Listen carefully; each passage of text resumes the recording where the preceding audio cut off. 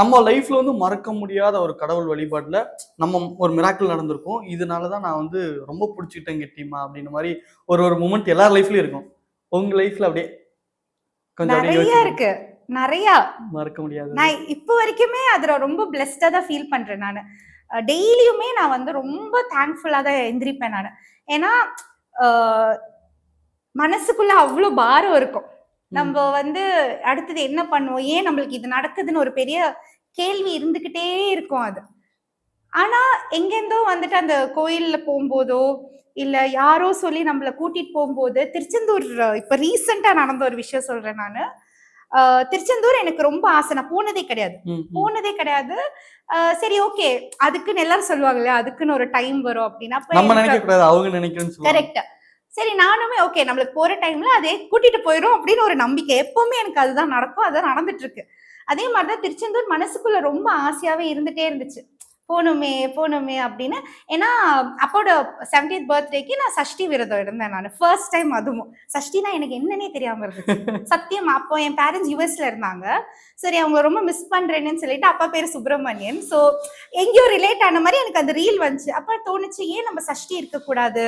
So Murugan வந்து like அப்பா, like அப்பா சுப்பிரமணியன். ஸோ எங்கேயோ எனக்கு பயங்கர, நானும் கார்த்திகை, ஸோ ரொம்ப ரிலேட் ஆகிற ஒரு விஷயம் அது.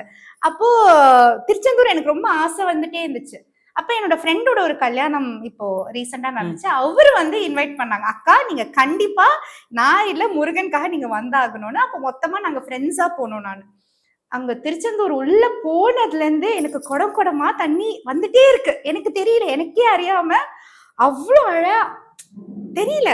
அண்ட் அவ்வளோ கூட்டத்துல, அது ரொம்ப ஒரு ஏதோ விசேஷமான நாள், எல்லாரும் மாலை போட்டிருக்காங்க, பயங்கர திறக்கு, பயங்கர கூட்டம். பட் ஸ்டில் நம்மள வந்து அழகா அங்க இருக்கிறவங்க வந்து கூட்டிட்டு போனாங்க. ஐயோ, அங்க முருகரை வந்து அந்த தங்க இதுல அலங்காரத்துல பார்த்தோன்னே ஃபுல் கூஸ்பம்ஸ். எனக்கு நான் அழ ஆரம்பிச்சுட்டேன். அப்படி அழுதுட்டே இருக்கேன். நான் எப்பவுமே நான் என்னைக்குமே வேண்டிக்க மாட்டேன்.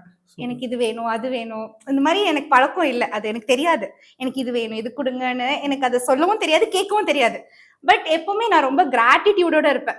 இப்போ வரைக்கும் நான் இருக்கிறதுக்கு காரணம் ஏதோ ஒரு பவர். அந்த பவர் நீங்க மூலியமா கொடுக்கறதுக்கு தேங்க்ஸ் மட்டும்தான். எப்பவுமே தேங்க்யூ. அன்னைக்கு எனக்கு மனசு அறியாம நம்ம ஒரு ஹெவினஸ் இருக்கும் இல்லைங்களா, முருகரை பார்த்தோன்னே அப்படியே பறந்து போன மாதிரி இருந்துச்சு. பயங்கர. இதே மாதிரிதான் ஒரு வாட்டி குருவாயூர்லயும் நடந்துச்சு. அண்ட் செகண்ட் டைம் இந்த மாதிரி திருச்செந்தூர்ல நடந்தோடனே பயங்கர இந்த இயருக்கான ஒரு ஸ்பெஷலான ஒரு விஷயமா இருந்த மாதிரி இருந்துச்சு. ரொம்ப ஹாப்பியாச்சு.